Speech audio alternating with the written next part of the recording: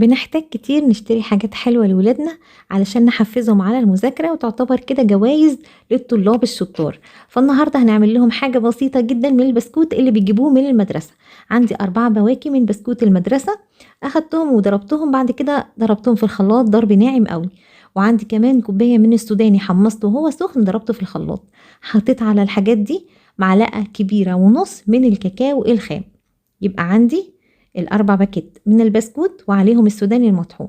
وبعد كده قلبتهم مع بعض وحطيت عليهم ربع كوباية من الحليب السخن أو المغلي، علشان الحاجات دي تتخلط معايا كده بسرعة وتكون يعني شبه عجينة. لو ضغطت عليها كده هتتفرول كده في ايديا، لكن هي مش عجينة قوي علشان انا مش عاوزاه يبقى معجن جدا يعني.